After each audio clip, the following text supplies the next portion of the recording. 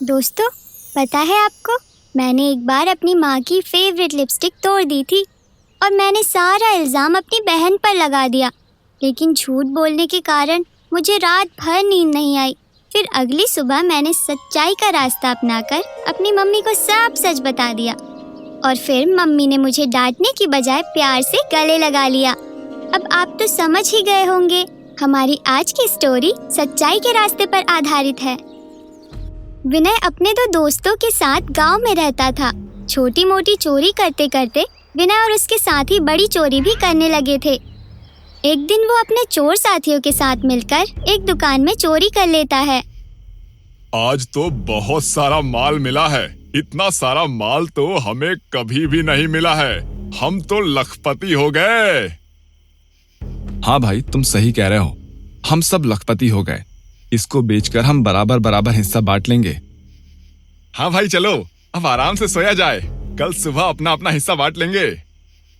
सब लेट जाते हैं। फिर विनय सोचता है, इस बार मेरे हिस्से में बहुत सारे पैसे आएंगे तो मैं आगे से चोरी का काम बंद कर दूंगा और ईमानदारी से पैसे कमा लूंगा।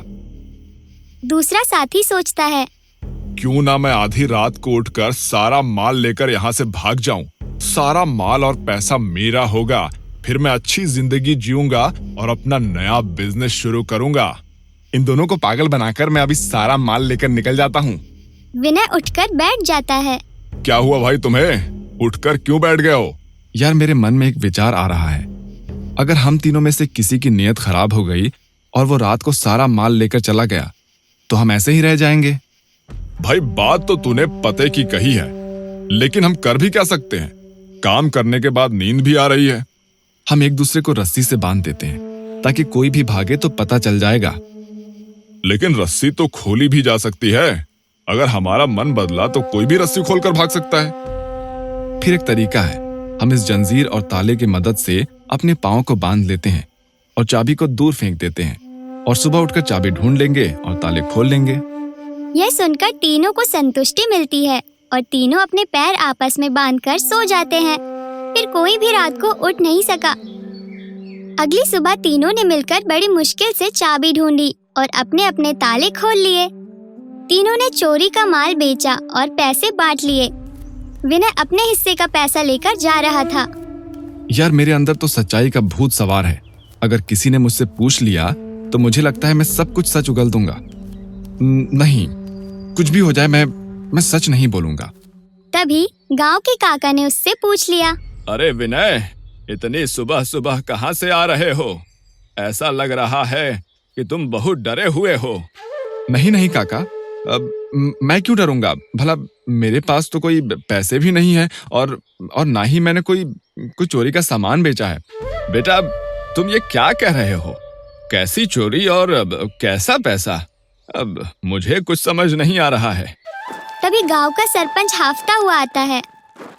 अरे, कल रात मेरे घर में चोरी हो गई और बहुत सारा माल लेकर चोर निकल गए हैं। मैं तो लुट गया, बर्बाद हो गया।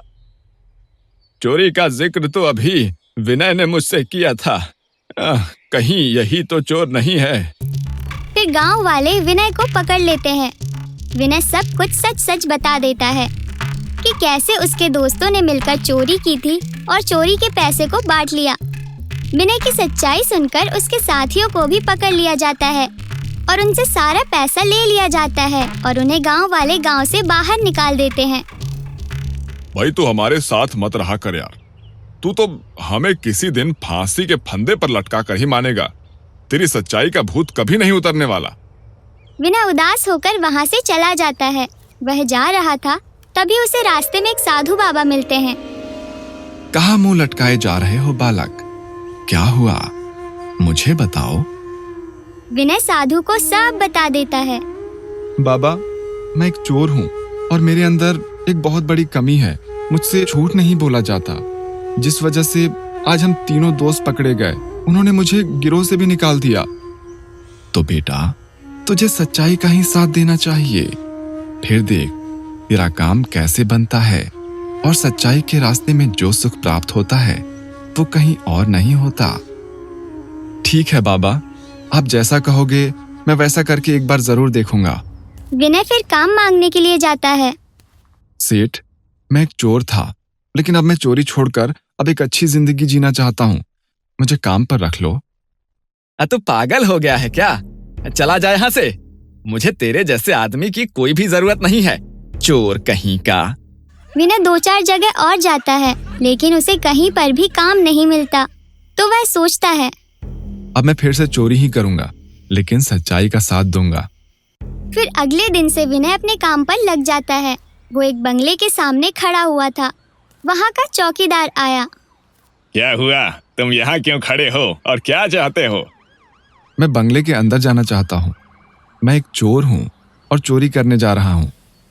लगता है ये पागल हो गया है।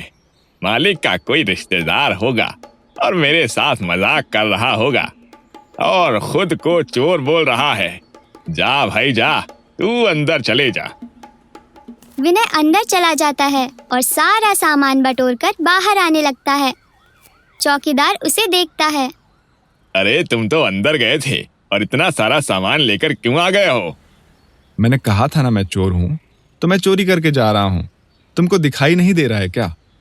ये आदमी तो सच में पागल लगता है मुझे। मुझे लग रहा है कि घर का कोई कूड़ा कचरा लेकर जा रहा होगा या फिर कोई सामान इसको मालिक ने ही दे दिया होगा, तभी ये ऐसा बोल रहा है। भाई जा तू यहाँ से, मेरा दिमाग मत खराब कर।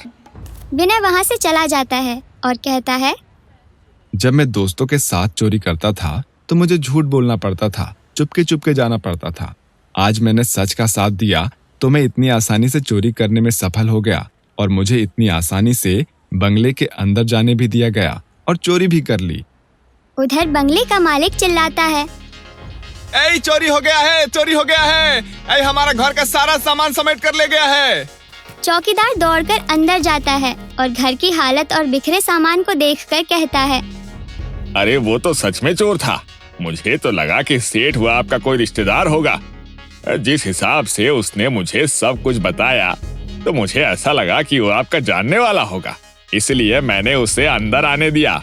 और जब वो सामान लेकर जा रहा था तो उसने कहा कि सारा सामान चोरी का है, तो मैंने सोचा कि तुमने ही उसको कोई सामान दिया होगा, तभी वो ऐसा बोल रहा है। यही तो बड़ा अजीब चोर है, चोरी भी सच्चाई से करता है। ऐसा सच्चा इंसान तो बहुत कम मिलता है। क्या तुम उसको पहचान सकते हो? हाँ, मैंने उससे बहुत अच्छे से देखा है और मैं उसे पहचान लूंगा। सेठ पुलिस वालों की मदद से सारे चोरों को पकड़ लेता है। उनमें विनय भी शामिल था। चौकीदार विनय को पहचान लेता है। लो सेठ, तुम्हारा चोर अब तुम्हारे सामने है। हम इसे जेल में डाल देते हैं। ऐ रुको रुको, मैं इससे कुछ पूछना चाहता हूँ। फिर सेठ विनय से कहते हैं, हाँ भाई, तो तेरा नाम क्या है और तूने चोरी क्यों किया है?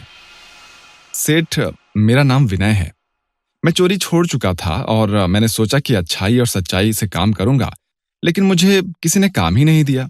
फिर मैंने सच्चाई के बल पर चोरी की और मैं बहुत आसानी से चोरी कर पाया। वाह, क्या बात है। चोर भी इतना सच्चा हो सकता है क्या? तू एक काम कर, मेरे यहाँ काम कर ले, लेकिन ये सच्चाई का रास्ता कभी छोड़ना मत। सेठ जी, आपका बहुत बहुत धन्यवाद। मैं तो चाहता था कि मुझे कोई काम मिले, लेकिन काम ना मिलने पर मजबूरी में मैंने चोरी की थी। आज के बाद मैं कभी भी चोरी नहीं करूंगा। फिर क्या था, सच्चाई के मार्ग पर चलकर विनय को सेठ के घर में अच्छी नौकरी भी मिल गई और वह सेठ का सबसे भरोसेमंद व्यक्ति बन गया। देखा दोस्तों, कैसे एक चोर ने चोरी तो की, लेकिन अपनी सच्चाई के दम से उसने सेठ का कैसे दिल जीत लिया। सच्चाई के रास्ते पर चलने की ताकत बहुत कम लोगों में होती है और वो ताकत विनय में थी। तभी तो उसने काम भी हासिल किया और अपना बुरा रास्ता भी छोड़ दिया।